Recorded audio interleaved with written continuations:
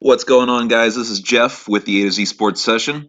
Wanted to get the rest of my mock draft out. We are just hours away from the 2020 NFL Draft. Just want to finish up the rest of my mock draft. I'm not going to go by the format that I did the first video on, the first 10 picks.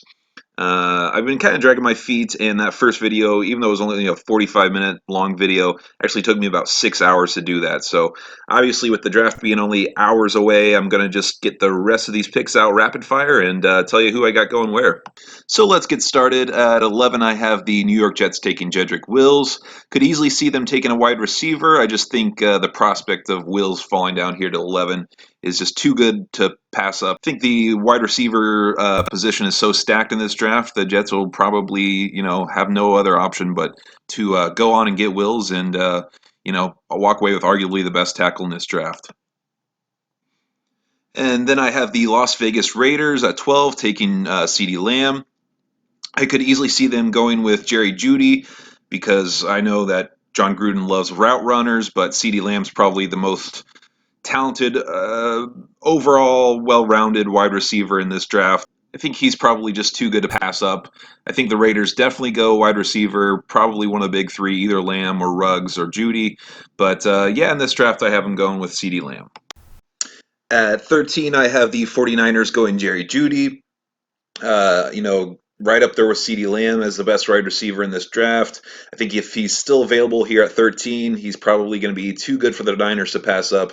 He would pair along with Debo Samuel really nicely, and he'd give another really good target for Jimmy Garoppolo. At 14, I have the Tampa Bay Buccaneers selecting Andrew Thomas. He's the best tackle standing here after the first big three get taken. Andrew Thomas is right up there with the rest of them. Tom Brady is going to be 43 before the start of the season, so they got to make sure he is healthy and that he stays upright. And Andrew Thomas is the best option right here at right tackle available. He will fit in great here with the Tampa Bay Buccaneers. At 15, I had the Denver Broncos getting Drew Lock another target. I think Henry Ruggs will make a great addition to this team. He'll pair along Cortland Sutton very well. He is an absolute speed demon and gets compared to Tyreek Hill. So I think somebody like that will fit very nicely in Denver and make their receiving core even that much more dangerous. So yeah, I got the Broncos going with the Alabama star here at Ruggs at number 15. Number 16, I have the Falcons going with the Florida cornerback CJ Henderson. After losing Desmond Trufant, they could desperately use a little bit of help in that secondary. CJ Henderson is the best corner right after Jeff Okudah, so I think it's a no-brainer. The Falcons probably beef up that secondary a little bit and go with CJ Henderson here. Next, I have the Cowboys going with the corner from LSU, Christian Fulton. Sort of a similar situation to the Falcons. They actually lost their number one corner due to free agency. Byron Jones went to Miami, so they are looking to help out that secondary a little bit, and they also get the best corner available, and that's Christian Fulton. He'll fit in nicely there, I think, with Dallas and help out that secondary. Then at 18, I have the Miami Dolphins going with Josh Jones, the offensive tackle from Houston. The Dolphins have one of the worst offensive lines in the game, and they're gonna need to make sure that Tua Tagovailoa is healthy, especially when he's got all of those injury problems already. That is a big concern with him. So making sure Tua is healthy and upright is a priority. And the Dolphins have a no-brainer here. They got to help out their offensive line, which is pretty terrible right now. Josh Jones comes in there and definitely helps out immediately at right tackle. At 19, I have the Raiders taking the best safety in this draft. They could definitely use some help there with the safeties. Not too good of a safety situation in Las Vegas, and this guy is definitely going to help. He's the best option on the board left for the secondary, and he definitely helps there in Las Vegas. And I think he's just going to fit in very nicely in that backfield in Las Vegas. At 20, I have the Jacksonville Jaguars selecting Kayvon Chason. With all the controversy going on right now with Yannick Ngakoue, it sounds like he's probably going to be shipped out of Jacksonville somewhat soon after the draft. So the Jaguars will definitely be desperate for a new edge rusher after that, and Kayvon Chason will fit in nicely in Jacksonville, and he had a terrific career in LSU. So I think the Jaguars will definitely be going with a corner and then an edge rusher here at number 20. At 21, I have the Eagles taking the LSU star Justin Jefferson at wide receiver. I think they could definitely use an inside linebacker, but I'm seeing this kind of mocked everywhere. Justin Jefferson going to the Eagles. They have a couple of good options for Carson Wentz at the wide receiver position. They still have Deshaun Jackson. Alshon Jeffrey's coming back, but those guys are just kind of getting up there in age.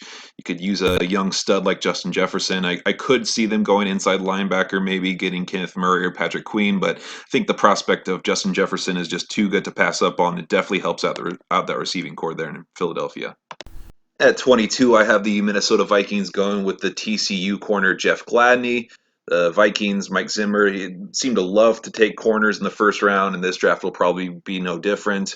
He's the best corner still available after Jeff Okuda and CJ Henderson are taken off the board, so this will definitely help. They need some more help in the secondary.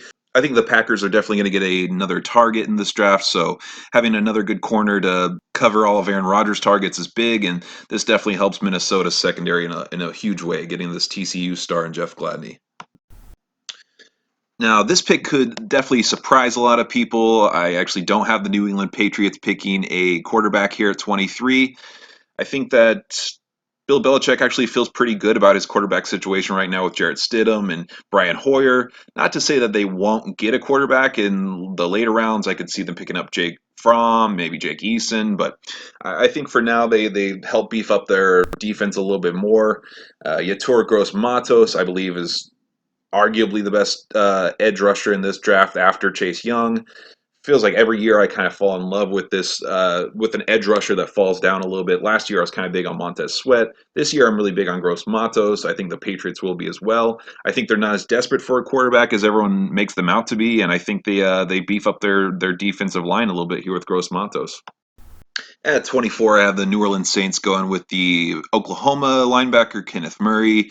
The Saints are a very well-rounded team. There's not a whole lot of areas where they need a ton of help, but inside linebacker is definitely one of them. Kenneth Murray is arguably the best inside linebacker in this draft, either him or Patrick Queen. You can go either way there, but I think Kenneth Murray will fit in very nicely in New Orleans. I think he's going to be the best option available at inside linebacker, and he's going to help shore up one of the only sort of somewhat weak spots in the New Orleans Saints roster. So this will make a lot of sense seeing him go here at 24. At 25, I have the Minnesota Vikings going with the Baylor wide receiver Denzel Mims. Everybody knows that they traded away Stephon Diggs in the offseason, so they're looking for a little bit more help in that receiving core. Adam Thielen's a top-notch receiver, but if you look at their receiving core after that, there's not much, and Denzel Mims definitely helps. He's going to fit alongside Adam Thielen very, very nicely. Almost plays like Adam Thielen in a way, and gives Kirk Cousins another top-notch target to work with here, and just makes a lot of sense. I think the Vikings will definitely use one of these two first-round picks on a wide receiver. Denzel Mims will be the best wide receiver available at the time, so I think it definitely makes sense to see him selected 25th overall here and go into the Minnesota Vikings. At 26, I have the Detroit Lions taking the Georgia running back DeAndre Swift. There's a very good chance that no running back's going to get taken in the first round. This isn't a huge draft for running backs. There are a couple good choices. It wouldn't surprise me if there wasn't a running back taken in the first round, but if there is, it's definitely going to be DeAndre Swift. I think the Lions don't have a surefire weapon at running back. They have a few okay options, on Johnson and Bo Scarborough and whatnot, but I think they could get a bona fide stud in DeAndre Swift, and if he's available here, I could definitely see the Lions going this way. If you'll remember, I have the Dolphins trading out of this 26th spot to move up and get Tua Tagovailoa, so that's why I had the Lions picking here. It'll help even out that running game in Detroit a little bit and give them a little bit better option than what they have at running back. At 27, I have the second trade of my mock draft, actually. I have the Seattle Seahawks, who are actually slated to pick 27th overall here. We have seen the Seahawks time and time again trade out of their first round pick. Colts actually have the 34th pick, which is the second pick in the second round. I could see them giving up that spot and maybe another pick, maybe a fourth round pick, maybe a fifth round pick. They could even go as high as third if they're really sold on Jordan Love. I just see the Seahawks trading out of this. It's kind of been generally agreed upon that the Seahawks are probably going to move out of this spot. The Colts definitely need a long-term solution at quarterback. They've signed Philip Rivers for just a one-year deal. I think it would be very good for Jordan Love to learn under Philip Rivers for a year and maybe be the quarterback going forward after the 2021 season. Definitely, in almost all mock drafts I've done, I've had Jordan Love going to the Colts. I just like that a lot. I think the Indianapolis Colts could be big on him and go up and get him. They're probably going to trade in the first round into the first round regardless. So I think this move makes a lot of sense on a lot of fronts. Having him sit behind Philip Rivers wouldn't be a bad idea, and Colts get their quarterback of the future. At 28, I have the Baltimore Ravens selecting the LSU linebacker Patrick Queen. A lot like the New Orleans Saints, they're a very well-rounded team, very productive. They had a tremendous season last year. They don't need a whole lot of help in a lot of areas, but one area they do need some help in is that inside linebacker spot. I could see the Baltimore Ravens maybe picking a guard. They had Marshall Yanda, who is one of the best guards ever, actually retire. So they could maybe be a little interested in getting a guard replacement for Marshall Yanda, but good luck replacing him. But I think they could wait a little bit later in the draft to pick up a guard. Having somebody like Patrick Queen falling this far in the draft would be big, and I think it'd just be too much to pass up on, especially when they could use an inside linebacker. So I have Patrick Queen going here, 28th to the Baltimore Ravens, and help solidify that defense. At 29, I have the Tennessee Titans taking the TCU defensive lineman Ross Blacklock. Ross Blacklock, it seems like the everyone's agreeing that the ceiling is very high for this guy. He could be huge if he puts it all together. He's an athletic freak. Um, like a lot of these teams drafting later in the first round, there's not a whole lot that they need. You know, the Titans got all the way to the AFC Championship last year. There's not too many areas of concern.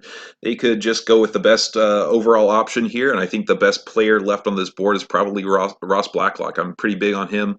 I think he'd fit very nicely on that D line and at inside defensive lineman for the Titans and fit in nicely there.